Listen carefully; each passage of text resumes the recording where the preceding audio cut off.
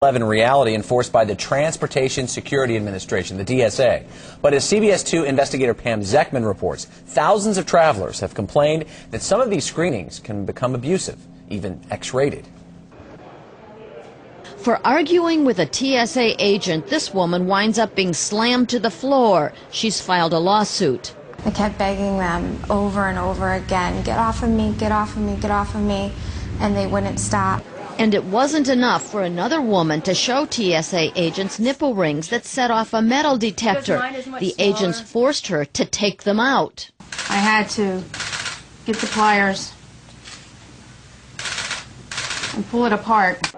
Here in Chicago, we watched as passengers like this man are subjected to exhaustive security checks. He's patted down, his wheelchair is examined, and his hands are swabbed, all in public view in a see-through room at the security checkpoint. And he's not alone.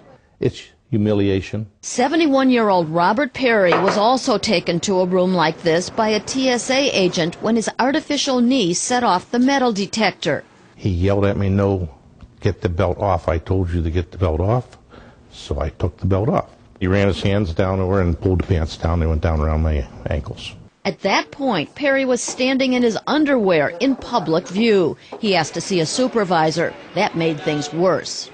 She was yelling, "I have power, I have power, I have power."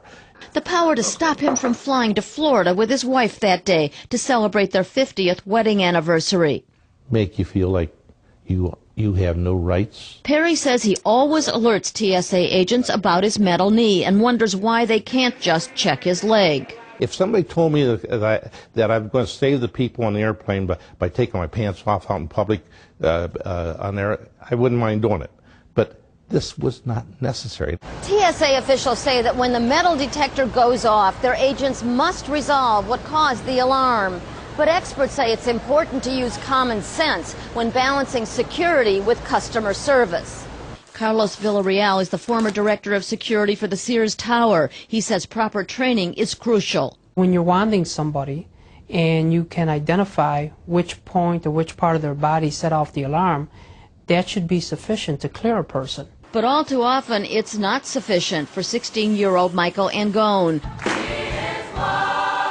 She frequently flies as a member of the Chicago Children's Choir. I've had to completely take my pants off and show them like my entire leg before. As a baby, Angone was diagnosed with cancer. Her parents, Chicago police officers, had to have her leg amputated. She always warns TSA security agents that her prosthetic leg will set off the metal detector, but many insist on doing an embarrassing full-body pat-down. And I feel like I'm being felt up in public. What's the reason for all the feeling up, the groping at the back of the neck, the chest, underneath the bra, all the groping on her body, her buttocks? We asked the TSA those questions, but got no answers. The key word here is reasonable, and they've gone off the track. They're not reasonable.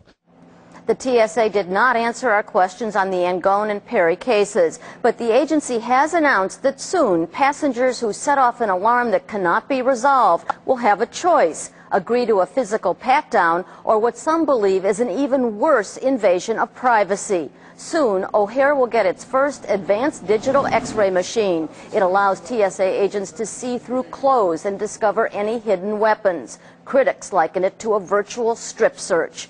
A TSA spokesman said that out of 2 billion passengers screened since 9/11, there's only been 110,000 complaints. As a result of the nipple ring case, the TSA did change its procedures regarding body piercings. Rob and Ann.